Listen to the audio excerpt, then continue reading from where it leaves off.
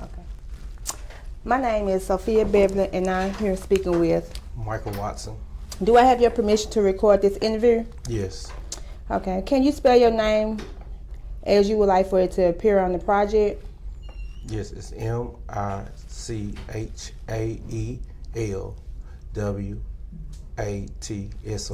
All right, thank you. All right. Can you tell me about yourself and what makes you unique? What made me unique is my personality, being a kind-hearted person. Okay.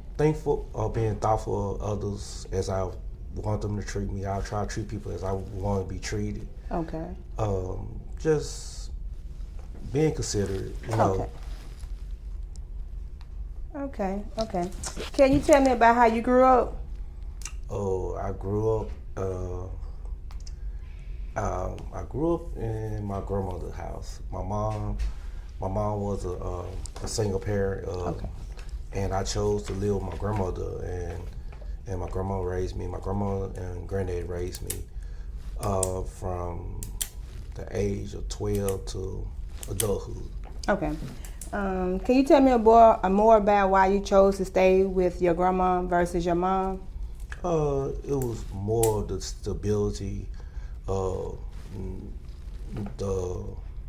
structure. Okay. Cause kids love structure, even though they fight against it, but they love it. They need it to thrive, to be successful.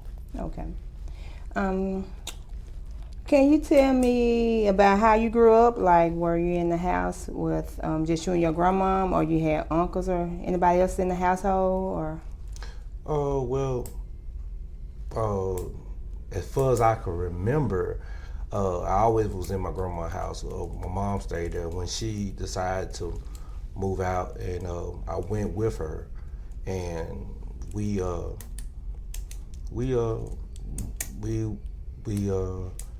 stayed in a house in Uptown, in the Addition area of Jackson.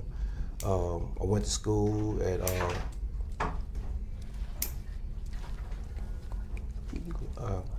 I went to can't think of the name of the school now. The elementary school or high school? Elementary school. I know Isabel. Okay. Isabel school. Over there by Jim Hill. Yeah. Okay. Yeah, went there, and then went to O'Farrell's elementary school. Okay. So, moved around in the Jackson area a little bit. Okay. So before I got consistent staying with my grandmother. Okay. So we then we had apartment fire that caused us to move back with my grandmother. So you say you had a house to catch on fire? No, we had an apartment. We stayed in an apartment. The apartment next door caught fire. Okay. And it smoked out of our apartment. Oh, wow. And so when that happened, we moved back with my grandmother. And so, during that school year, I was staying with my grandmother, went to school, being able to come home, play basketball, go and play, and just be a kid. Okay. So you enjoyed going outside and being a kid. Okay. Yeah. What was it like where you grew up, and how would you compare that to Jackson? So I know you said you stayed in Jackson basically predominant your entire life. So what was it like growing up in Jackson? Well, at that point in time, Jackson was a fun place to be. You had in my grandmother area, where my grandma stayed, we had West Side Gym where you could go play ball, go up there for summer school programs, spring break programs, and just playing basketball, teaching you different things. Coach Stringer was over it. He had basketball camps, basketball teams. I even got on the basketball team. Oh, how was it playing ball when you joined the basketball team? Did you like it? Oh, I loved it. It was an experience, learn how to play, and then, then and still, watching. Then you start watching basketball even more. Just trying to live out your dream of being your favorite player. My favorite player was Michael Jordan, so trying to play like Jordan, then learn Sky Pippen. So I felt I've seen myself being more like Sky than Michael. So, but still, I end up, Michael's my guy, so I had more time playing like Mike. Okay. I want to be the guy to take the last shot. So, I had that mentality. So that's the type of mentality that you had. Yeah. So did your coach have to ever discipline you at any point when you was on the team, or you was always a well-behaved player? Well, I ain't have no choice because some failures. I felt like it's just it was already hard enough, and trying to stay on a team. Okay. And doing what was asked and required of you was very important. So yeah. Causing trouble, it wasn't never my forte. So okay. My grandma, I didn't like being in trouble no way. So I knew that if I get in trouble, the consequences was what I didn't want to deal with. Right. So I was on my best behavior. Okay. And because my grandma taught me one thing, she taught me. She said, son, you represent me, and I represent you. So when you go place, you represent us. Don't make us look bad. That's what she told you. And that's what she told us. She said, we work hard to make you look good for we can look good. Right. So, and some of the kids don't understand that. They don't even understand that when we work, make sacrifices to make them look good and buy them the best, that they are representing us. You sure right about that now. And so we want to be well represented. So when we make them look good, they should go to school and go place and act according to how we raised them. Yes, I agree with you on that. My next question would be, can you just describe a typical day from your childhood, like a daily routine that y'all had at home? Oh well, my typical day would be when I was staying with my grandma would be my granddad getting up, fussing. Get up, you gotta go to school. You missed that bus, I ain't taking you to school. So he was more like a drill sergeant to you all. He was more a drill sergeant, but that kind of helped you get to where you need to be at on time, not being late, and then understanding. Then, grandma, I used to go crying to my grandma. Hey, grandma, granddad's too hard. He made me have a headache. So, but the thing is, sometimes you need that disciplinary and that drill sergeant mentality sometimes to get you to understand that, hey, you got somewhere to be, you need to get there. You need to leave early because some failures you don't know what's ahead of you. Right. You're right about that now. I totally agree with you. My next question would be, can you share some memories or stories from your childhood that stood out to you or above to others? Like, what do you think these stories stand? Why do you think these stories stand out? Any childhood memory? Just working with my granddad, teaching me the work ethic of if you don't work, you'll steal. And if it's something that you want, you'll be willing to work for it. And just getting his approval, doing good job, man. Simple job is like cutting grass. If you don't do it right, people ain't gonna pay you. And so if you had to do a job, you won't get paid. Right. So it's taught me a valuable lesson that if you have to do something, then don't look to get paid for it. You need to do it right the first time, and not have to go back and correct it. Be corrected and do the job right. Okay. When you say that working with your granddaddy was something that it stood out to you, and something that you did, like what other jobs did you do besides just cutting grass with your granddaddy? Well, that was my first job, cutting grass, and then when I got a job, when I started working at Crystals, learn how to do stuff right the first time without being told over and over again how to do something. That stood out to me the most, and I understood, and I could hear my granddad saying, get that right, do this right here. That being that drill sergeant, you know, don't want nobody to say nothing to me because in fact he fussed me over. So you didn't want to be fussed nowhere else. You didn't want nobody fussing at you when you was out at your job or out in public. Okay. So granddaddy played a big role in your life as well. That he was like that father figure for you also? Yes, he was. Yes, he was. Okay. Can you tell me about your experience becoming a parent? Oh, my experience becoming a parent. Oh, one of the most biggest days of my life is just when you find out that you're about to be a father, or you step into a role as being somebody's stepfather. I was a stepfather before I became a father. So you know, I love kids. You know, I love to see kids thrive. I love to take care of them and just, you know, don't want to see any kid hurt.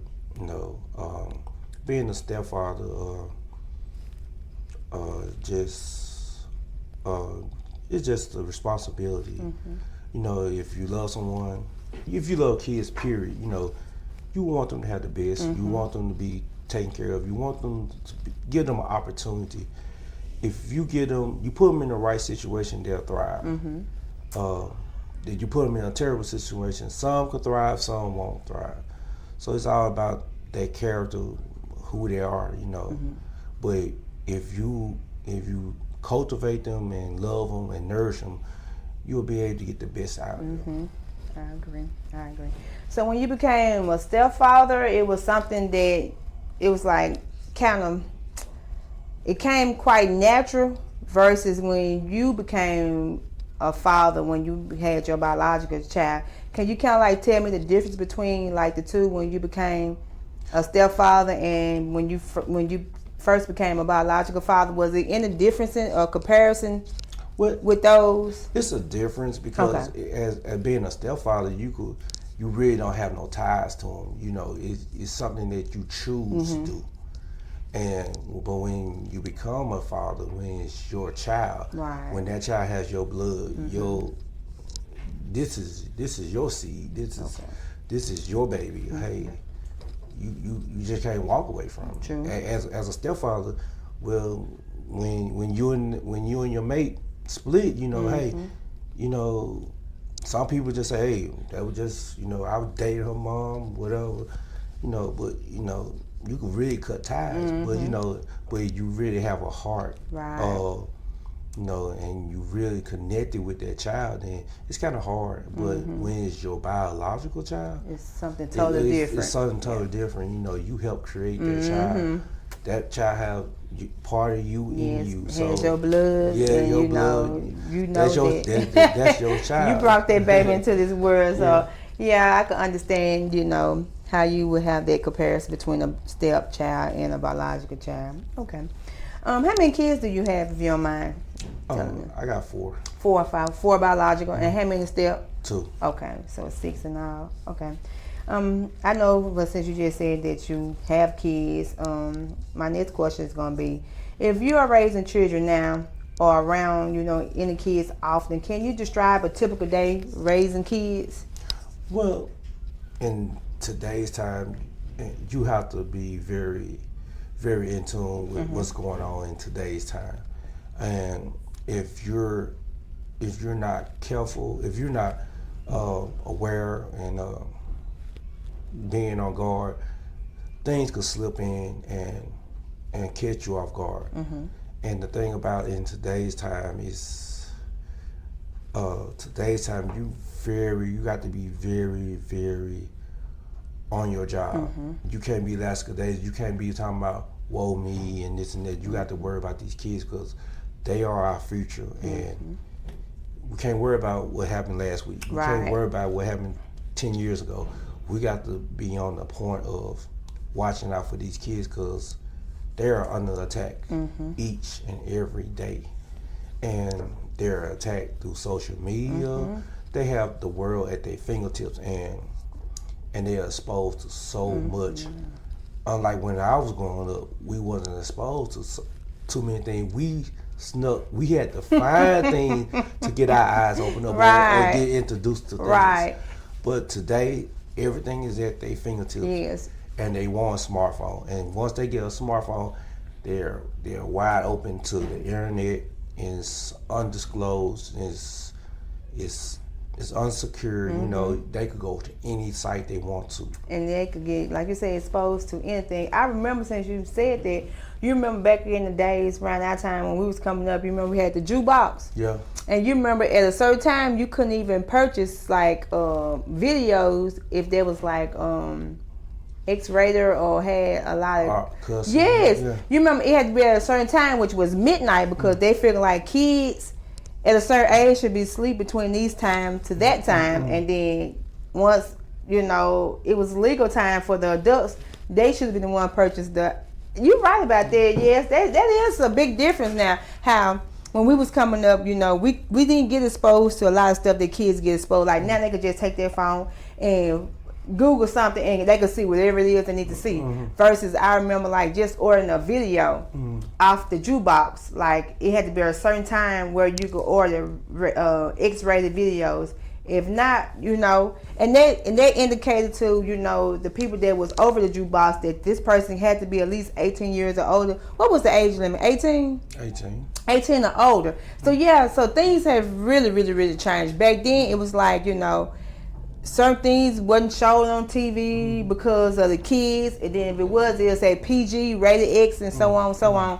Now I don't even think they market it or they put that out there like if a movie or a video or something is X-rated and PG. Do they still do that now? They still do it. They still do it, but you know, everything is so open and just it. You know, the PG content is very, you know, for kid friendly. But in certain situations they still push solicited messages through it. So you know, it's just very wide open to the kids today. You know.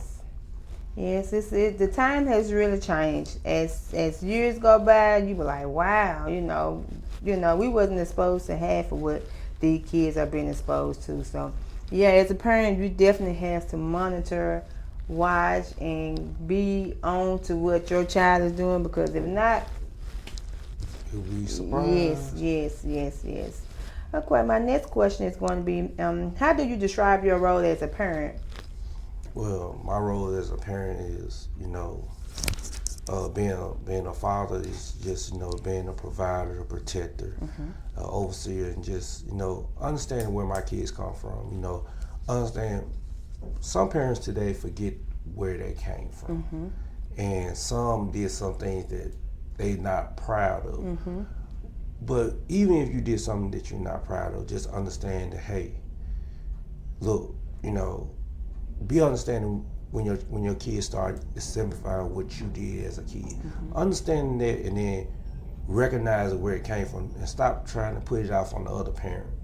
Because you know it takes two to make that child. But at the same time, when you realize what you seeing what you did, you got to be able to say, hey, you know, I did it. You know, hey, go to them and explain to them, hey, I've been where you been. This is not the road that you want to go to. And you know, sometimes they're very disappointed and they lash out, and you know, and they frustrated, but they really mad at themselves because I did that as a kid. And understand that, you know, just having the understanding that you, as a kid, when you was a kid, what did you do? Right. And so, you know, how did you feel when you was a kid? How would you want somebody to come to you when you made that mistake? Right. I'd rather for somebody to came to me and try to talk to me, or come just whoop me all the time. You know, hey. So you think it's more so the approach? It's most definitely is the approach. When you know, depending on the child. You know, some children a little disciplined, and if the only way they get your attention is they stay in trouble. Right. They stay in trouble, and sometimes it's more of an attention thing, and then. For most parents that don't have the education or the high-paying jobs, some of them have to work 2 jobs just to make ends meet. Right. So what the kids is failing to realize is, I got the nice things, but I want my mom's attention, or I want my dad's attention.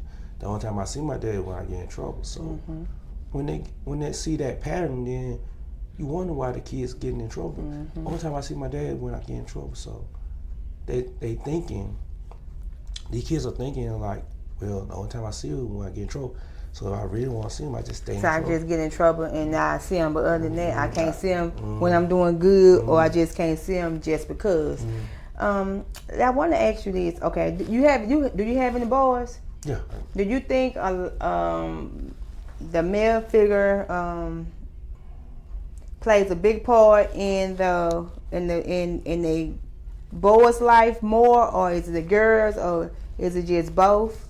It's both. Both. Okay. It's very important in both of them. Like, okay.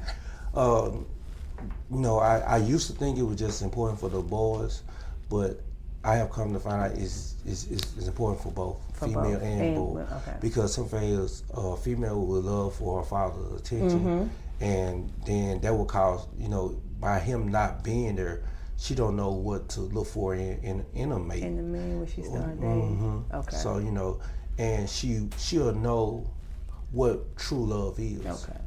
And what love is really about. Yeah. So if she had her dad there to show her how a woman's supposed to be treated, and give her their time, their affection, and all that, she'll know what to kind of like semi look for in a man, because she know that her dad didn't show her this and been there for her.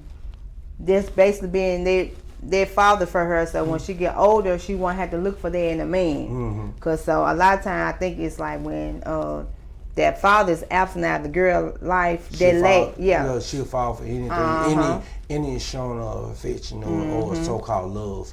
I love you. Hey, yeah, I'm pretty. My dad told me this. I know my dad showed me what love is. So, it's very important for the male figure to be in both. Yeah, both.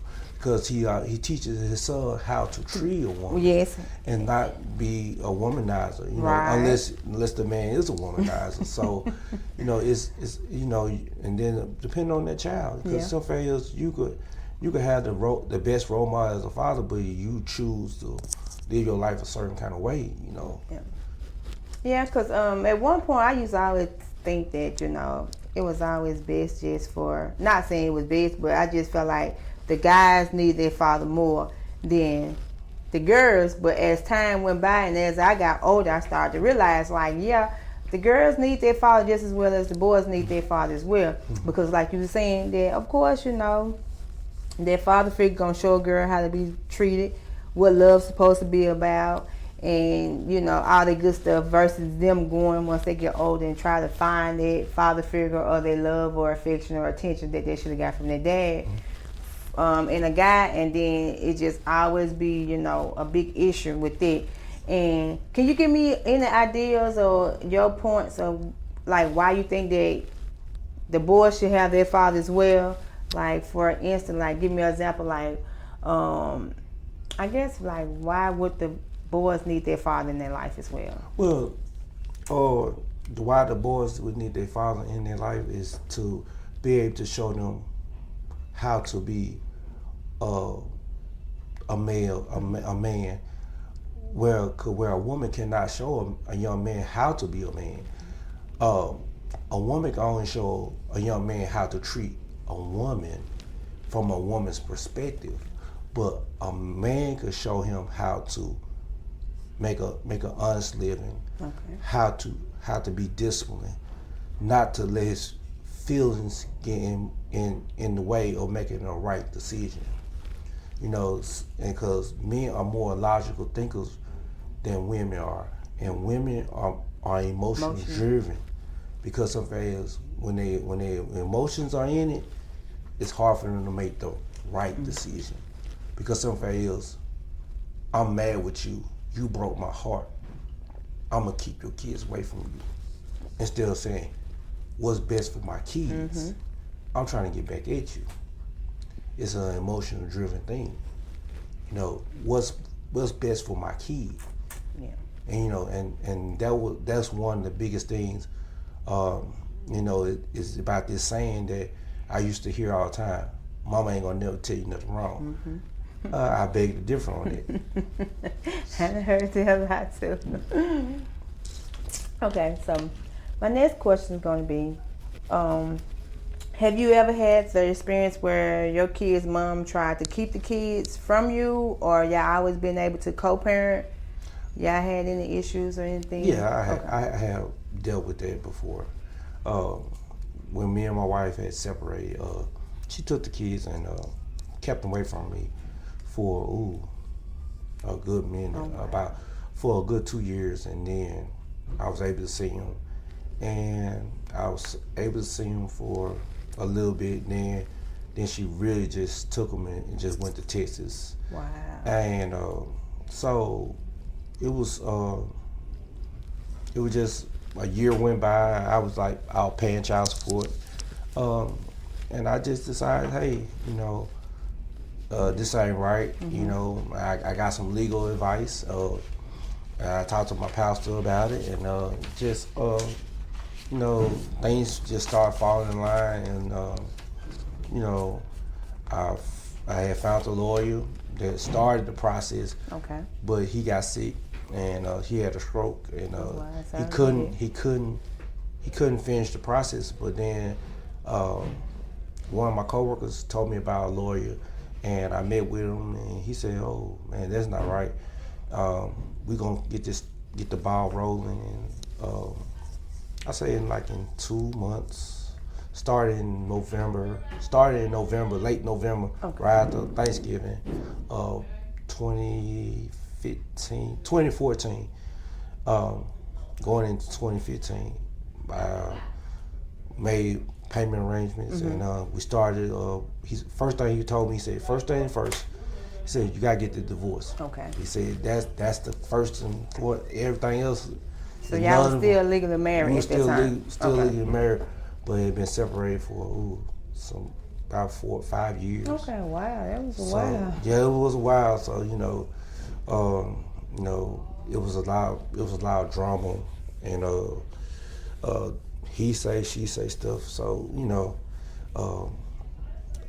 just going back through it, it was just heart wrenching just to not be able to see my kids, and going from having your kids and you're waking up to your kids to waking up not seeing your kids, and that was like a. So that was kind of hard for you at that time, trying to adjust not having them here, like you said, versus you having them in the same household with you. Yeah, and then not being able to see them. Okay. So did not know where they were or anything. So So you didn't have any contact with them? None. Wow. For a whole year. Yeah, I'm sure that was hard for you for a whole year, not able to see them, talk to them, don't know their whereabouts. So yeah, I know that was a rough time for you at that moment. Woo. It really was, and just then at that point in time, going to church, seeing everybody with their kids, it was just an eye-opening experience, and just taking that title and that position. Some people have kids, don't understand the importance of being a father, being a dad, standing up in that position and doing what you're supposed to do as a father. Until it's taken away from you, then you'll realize. Yes. So some people take it for granted. I definitely understand it and know where you're coming from on it, because I kind of see it all the time with my family members and stuff like that. Like, you wonder why they don't do as much as they should, and they have all the resources, they work, they have vehicles, but I even seen to where some people show favoritism to their kids. And like, these babies are like small, and you wonder why, why you do for this one but you don't do for that one. But I know it's none of my business, nothing I can say or do, but I just be wondering, how can you bring a child in this world and you do for one and don't do for the other? You brought both of them in the world, but well, it's the vindictiveness of your dad did this to me, and his dad didn't do that, but hey, his dad doing way more than your dad doing. But at the end of the day, they kids. They didn't ask to be here. So the thing about it is, and another one of my grandmas saying, she said, "Be careful who you lay down with and have kids with," because I heard that before too. So they always say pick your baby mama or your girlfriend. Make sure you pick the right one. So I have heard that. Yeah, don't be out here free being willy nilly with everybody. To know any and everybody. Mm-hmm. You're absolutely right about that. So you started the process with your attorney, then you did your divorce. And then you was able to get full custody of your kids? Well, that was another process. It was a long draw. It wasn't that long drawn out process, but during the process, it seemed like a long process. Yeah. It seemed like it was a never ending battle. Okay. And then sometimes you just gotta be careful who you tell what's going on in your life, because sometimes it's a lot of people with a lot of negativity. Mm-hmm. And for me as being a young black man, oh man, you don't want to go in that court system, man. It's gonna eat you alive. That child support gonna eat you alive, and So you had people try to tear you away from fighting for your kids because of the child support. Yes, because of the child support. They're not gonna give you no kids, man. Not from a woman, not taking a kid from a woman to a man. No. But the thing is, it's all about the process. Mm-hmm. It's about your heart. About your intention and being consistent. Mm-hmm. Not only that, being consistent and being building a village where building the right kind of village and having the support. And the thing about it is the support and putting God in His proper place, and bringing them up in church. And that is so key. That's a very key thing. If you keep them in church and they're getting the right teaching, then you're doing your job. And also, as you put them in church, make sure don't just send them to church. Right. Take them to church. Take them to church. So, as a leader, as the leader, as the head of the house, you take them to church, and that's something my pastor has been stressing about. Men stand up and be men. Bring your family to church. And some men wonder why all hell break loose in their house, and they can't deal with it because you're not even connected with your head, so you out of order. Your house is out of order. We gotta get our house in order, and then we're able to deal with other things. We're able to deal with it as it comes to us. You'll be able to. But if we're not in the house, then hey, how you expect for everything to be going peaceful, going in the right direction. And not being involved, you got to be involved. Even when remember you chose that woman. Yeah. She didn't choose you, you chose her. Right. So, we have to we got to be accountable for our actions. So, it's very important to keep ourselves, sin is sin, and fornication, outside marriage and all that. This is what it caused. It caused these kind of things. So and just being in line, being obedient. Just being obedient. Yeah, obedience is better than sacrifice. That's one of the things. God loves obedience. He loves obedience better than you saying you're sorry. Right. That scripture does. He said he loved obedience, and then you have to give him burnt offerings and repent and all this. But that's the reason Jesus went to the cross, because nobody could live the lifestyle, fulfill the commandments and stuff. So you're right about that. You're absolutely right about that. My next question is going to be, you was about to speak on it earlier, but you had stopped, so I wanted to go back to that. When you was talking about your support system, and so I was going to ask you, who was your support system when you was, going through the process trying to get your kids, and now as you raising your kids, like who are your support systems? Well, my support system is really and truly is my sister. Okay. My church family is my biggest support system. Okay. Because some faiths, that's a village like-mindedness, like-mindedness that we all have the love of God in our heart. We are trying to make people better. We're trying to get people saved, and in the right environment, we got different people that experiencing different things because it's not a one size fit all problems. You never know a person's story until you get to know them. Right, that's true. And you'll be surprised what people have been through, and then you could kind of coach and guide people for making some of the worst mistakes they can make, or you could help guide them to making the best decisions they make.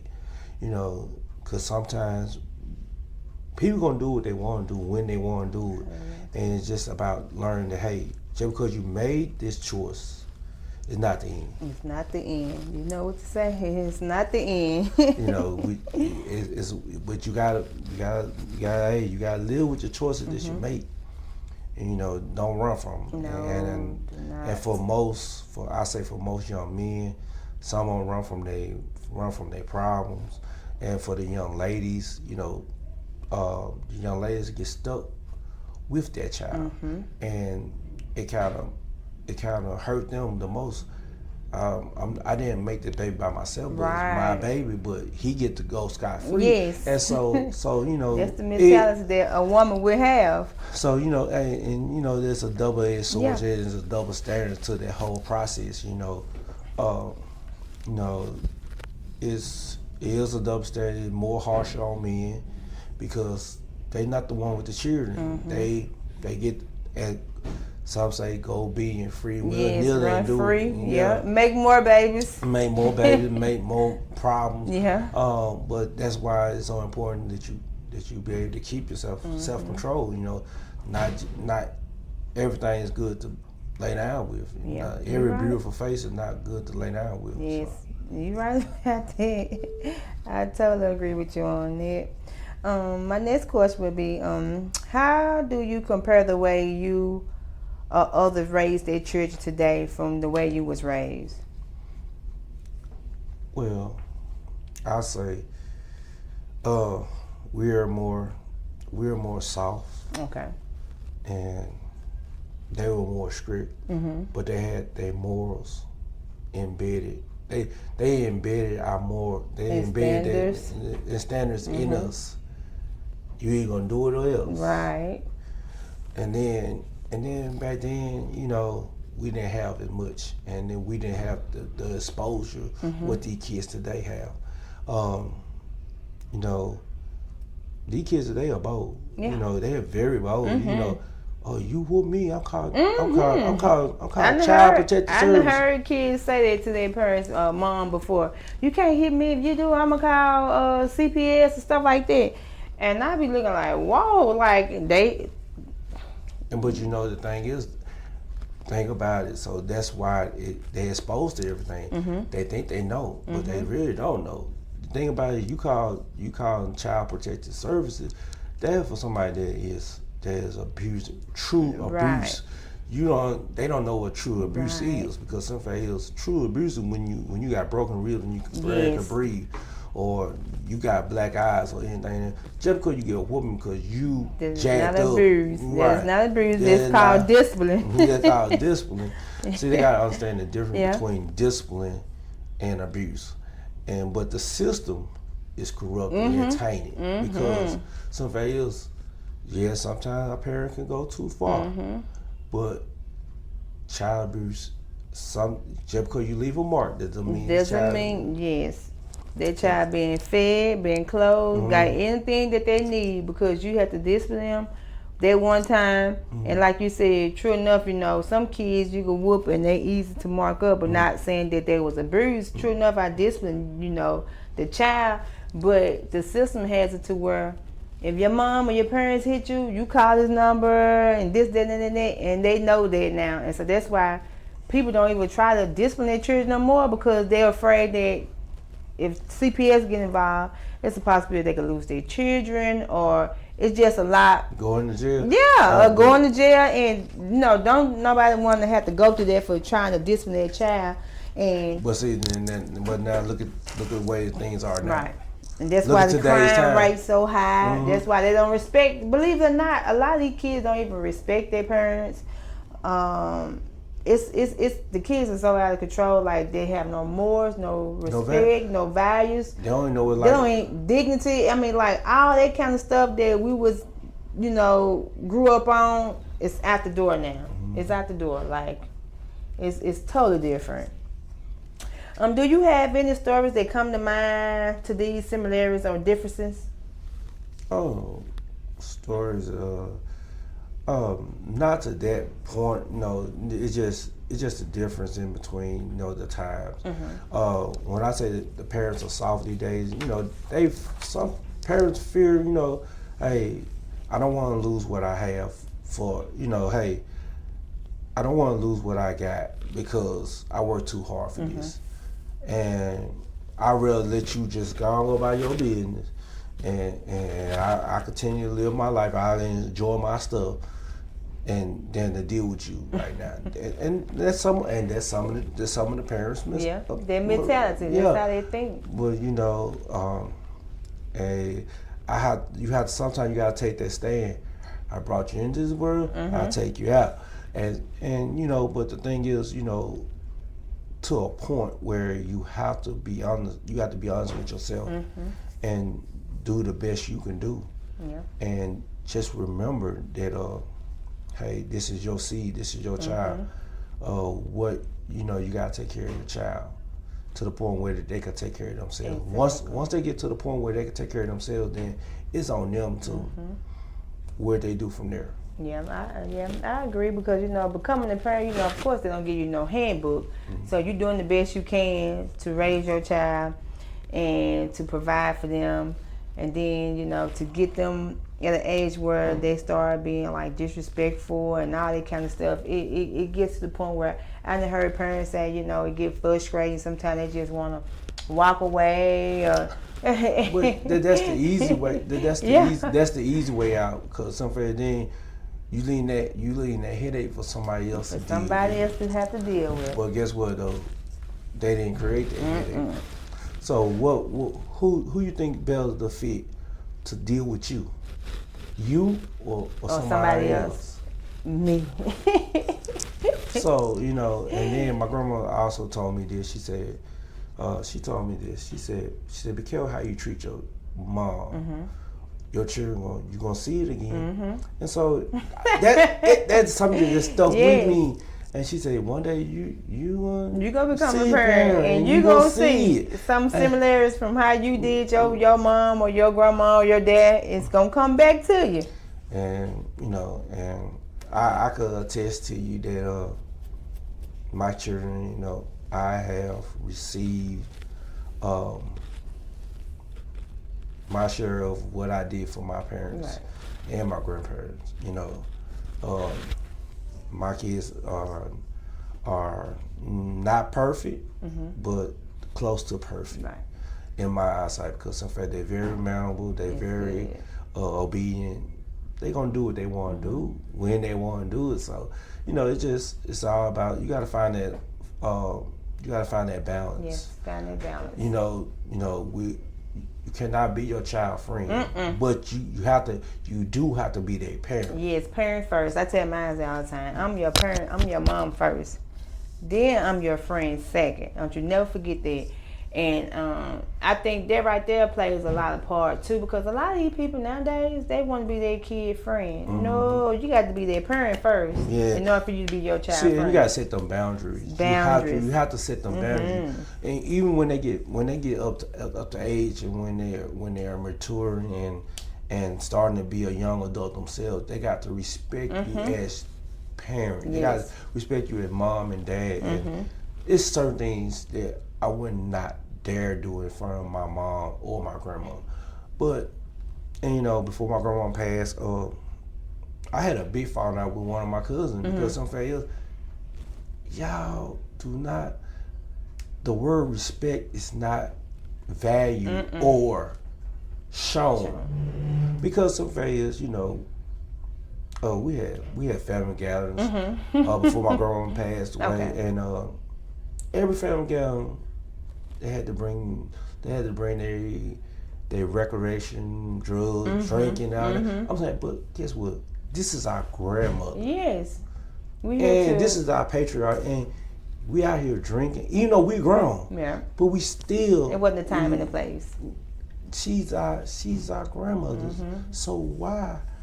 Are we being? I wasn't being disrespectful. Right. Why y'all being disrespectful? It's not the time. She right there. She's sitting right there, and y'all don't have enough respect. You know, hey. To wait till you get home. Oh, or no. Pour it in a cup or something. Yeah, not in the pour it in a cup, but look. Every time we have a family gathering, we got kids out here watching y'all. The kids imitate what they see, and so just It's fun. It's fun while it's going on, right. Until it start happening to you. Yes, until you start getting until you start getting disrespected, then it's a problem. Yeah. So they have to remember that. We have to remember that, and take heed to what we're saying. We always talking about nobody respect. I want my respect. You want people to respect you. You got to give respect in order to receive respect, and there's been an old saying forever and a day, and people, like you said, they want respect, but they don't want to give it. How you expect to get respect if you're not giving respect? So a lot of people say they kind of feed off their person energy. If you don't respect me, I ain't gonna respect you, and then you know how they go. But still, at some point, somebody got to be the bigger person. Somebody got to have some sense. Look, you being disrespectful. We're gonna leave it at that. Right. And you know what? Some issues don't need to be dealt with while you heated. Right. Because it leads to other things, and sometimes you got to step back and take a approach to it. People don't understand everything the way that you handle it, and some people deal with stuff in different manner than you handle it. Some people are communication skills are verbal, some are visual. They don't understand. So, and it's like with different type of love languages and stuff. So you gotta know, once you get to know a person, get an understanding where a person come from, what kind of background they came from, and what they have been through. Then if a person been in jail all their life, that's a lifestyle that they know. That's the mentality, and that's all they know. Because I heard people that went to jail and got out, they were like, well, you got to understand, I've been locked up for X amount of years. They treat us like animals, so they get that and adapt to that animal behavior. Like always angry, wants to be rah-rah, just on that animal, mentality, which is not good, but it's just how they've been there for so long, and they pick up those behaviors. But the style, the environment that they, it's all about the environment. Not everybody that come from an environment like that, as a lot of people say, if you come from the ghetto, you ghetto, but not everybody come from the ghetto. It's not ghetto. You got some millionaires that came from the ghetto, right? And you would never knew that they was in the ghetto. And that's succeed and very successful. Speaking of that, like the neighborhood, can you paint a picture of your neighborhood that you live in?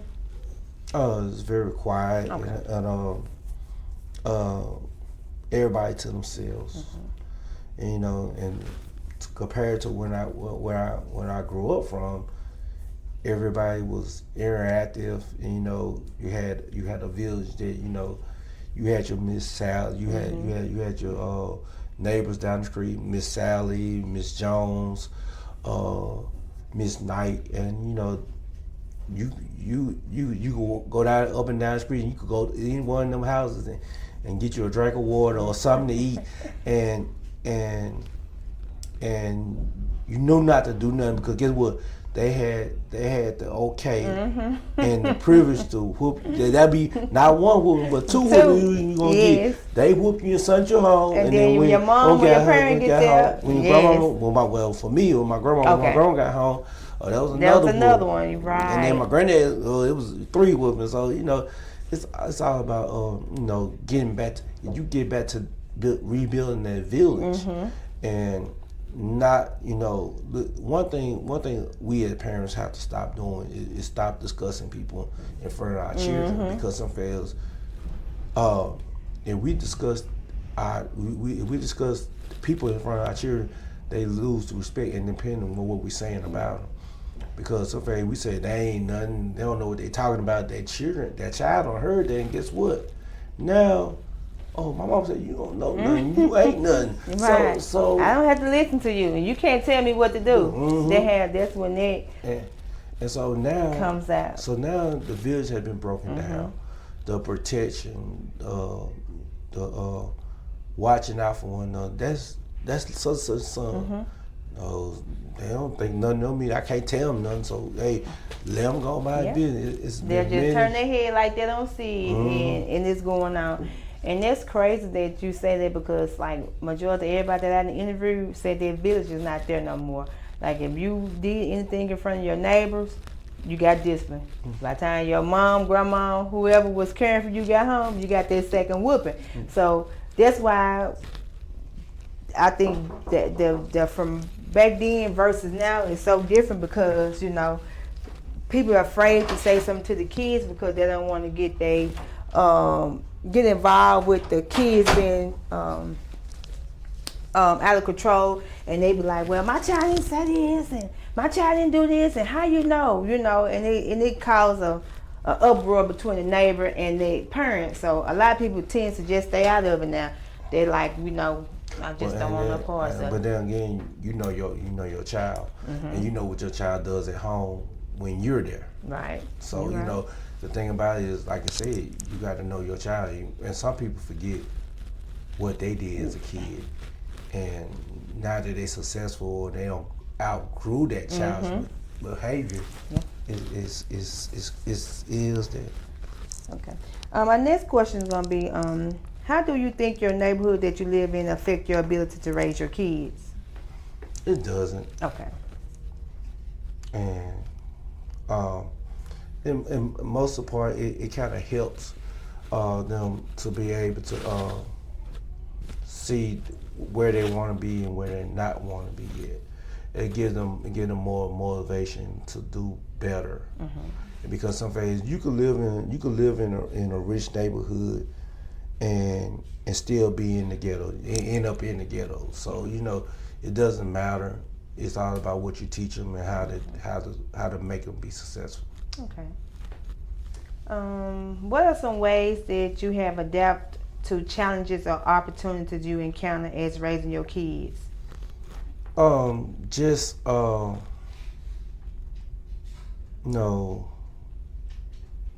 me, not to be all quick to issue out that physical discipline, and learn how to discipline them in a manner where they get it. And because sometimes the physical discipline, I get a whooping, it ain't gonna last but this so long, but learning how to discipline where it would cost them something. And when they learn that my action will cost me something, then they learn from it. Okay. If you could paint a picture of your ideal community or environment raising your children, what would it be like? Ideal would be, being able to, having that village, the village that I grew up with, where you could, where they could go down the street, they could go around the corner, and you have those people that go look out for them and hold them accountable. Because look, your mama, I know your mama, I know your family. Their name stands for something, and you're not finna tarnish that name, right? And, and that's what people fail to realize. Yeah. Your name means something. Yes, it does. Whether they know it or not, their name means something. A lot of times, how you hear people say, "My name hold weight." Like your name hold that weight. Like whether you're at work, somebody that knows somebody. Like prime example, my nephew, he's about to be a police officer, and he went and applied for the job. And once he applied for the job, his I guess the man that was there that particular day, he asked him, "Do you know this particular guy?" And my nephew was like, "Yes, that's my uncle." He was like, "Oh, okay then. Go ahead and submit your application, and I'll be giving you a call." Now, I remind you now, my nephew, he was a firefighter first, but he didn't have no background for law enforcement like that. And it just, that name holds weight because they looking at like, okay, we know officer, I don't want to call his name out. Thomas, is a good guy, been on the force for this amount of years. So you his relative, so I know you're going to stand out just as well as him. So like you said, your name holds a weight, and, people don't value that, like. The legacy. Right, their legacy. That's it, their legacy. My next question is going to be, what are your hopes for the children in your community? My hope for the children in my community, I hope for the best for them. I see bright futures ahead of them as long as they stay on that path that they are on, and not let the distraction of the world get to them. Don't let the crime rate or the naysayers drag them down or being stereotyped. Because some failures, I see a bunch of good kids in my neighborhood. I see some that want to be ball players. I see some that want to be artists. Some that want to be engineers. Some just play ball. Some just in the moment of living, don't know where they're going. But I see leaders, and I see future leaders in them, and they just understand that the decision you make today could affect your future tomorrow, and that is so true. And a lot of cliches, but they hold so much weight because some fails. If you go out here and be Mr. Buddy Love, then you putting a damper on your future because in fact you go out here and be a player and you want to be with every girl you see and doing stuff you don't have no business doing, sleeping around with a lot of women, you could tend to catch something, have a bunch of children, and that knocks you on your earning ability. Guess what? You got 4 or 5 kids. No degree, no way of making income, you stuck. Stuck, yeah. By the time you do make a decent paycheck, half that going to child support, so you have little to nothing to be able to provide for yourself. And then now you stuck and working 2 and 3 jobs, then you can't enjoy life. Right, and then you working all the time trying to provide for your household. And them, so yeah. So it matters. Yeah, it really does. So that's where that self-control and keeping yourself comes into play. So, but guess what? If they ain't taught it, then how would they know? They're not gonna know. They're not gonna know. Some fans, they'll follow the cliches of the world, and depending on you watching your peers. Yep. And that's why a lot of them be in those situations that they be in because it's like that monkey see, monkey do mentality that a lot of people have. Yeah, so is there anything you would like to add that I didn't ask about? No. Okay. All right, my next question is going to be, how do you predict the parents or the caretakers will raise their children in the generation to come? Well, it depends on, it really depends on that. Depend on that person. Just depend on that person. Okay. And so they upbringing can be the determining factor of how they want. Do they want better? If they depend on. It really depends on that person. Okay. In what way do you think that sharing your own story and ideas will benefit your children or the future generation more generally? Just being honest and just taking a step back and looking at look at yourself and remember you once was a kid. How can you help a kid? Remember what you were like as a kid and your shortcomings, your trials, your difficulty, and you were like, if somebody would have told me this way, I would took this approach into it. And when you think along those lines, then you will be able to relate with the youth of today. Okay. Well, I think that right there kind of ends our interview. I want to just say thank you. I appreciate you for taking the time out to allow me to interview you. You've been awesome. I enjoyed you. All right.